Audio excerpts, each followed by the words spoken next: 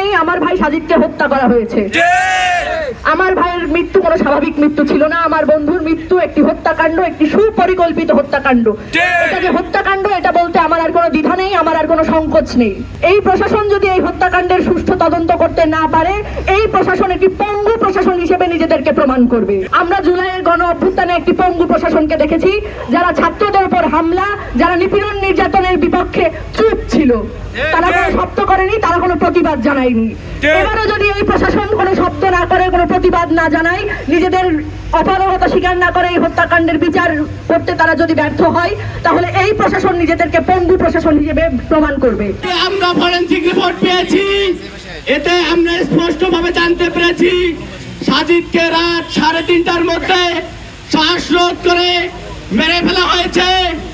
এই ইসলামী বিশ্ববিদ্যালয় একটি ক্যাম্পাস, যেই ক্যাম্পাসে আমার বন্ধুর জীবনের নিরাপত্তা নাই। আমি আজকের এই কর্মসূচি থেকে বলে দিতে চাই, ইসলামী বিশ্ববিদ্যালয় প্রশাসন সাজিদ আব্দুল্লাহর হত্যাকারীকে অতি দ্রুত আমাদের সামনে উপস্থাপন করুন। যদি আপনারা উপস্থাপন করতে না পারেন, আমরা ছাত্র সমাজ আমাদের পথ বেছে নেব। আমরা প্রশাসনকে হুঁশিয়ার করে দিতে চাই, আমরা ফরেনসিক রিপোর্ট পর্যন্ত আপনাদেরকে অনেক সময় দিয়েছি, আর আপনাদেরকে বিন্দু মাত্র সময় দেব না। তদন্ত যে কমিটি গঠন করা হয়েছে, তদন্ত কমিটির জন্য 10 দিন সময় দেওয়া হয়েছিল, 10 দিন পার হয়ে গেছে, তদন্ত কমিটি এখন আমাদেরকে কিচ্ছু জানায়নি। এটা এসেছে, এটা হচ্ছে ফরেনসিক রিপোর্ট, হচ্ছে মেডিকেল থেকে এসেছে। বিশ্ববিদ্যালয় প্রশাসন যে তদন্ত কমিটি করেছে, তদন্তের কি খবর আমরা জানতে চাই।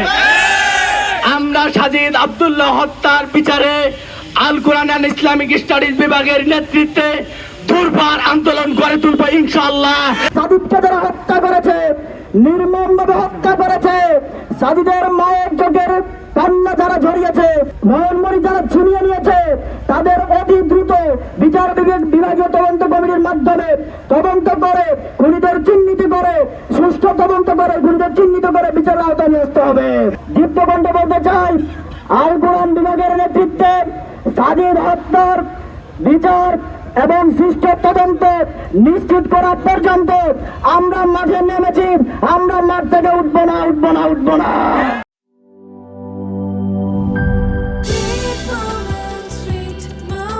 Treat chocolate. Treat moment. Sweet moment.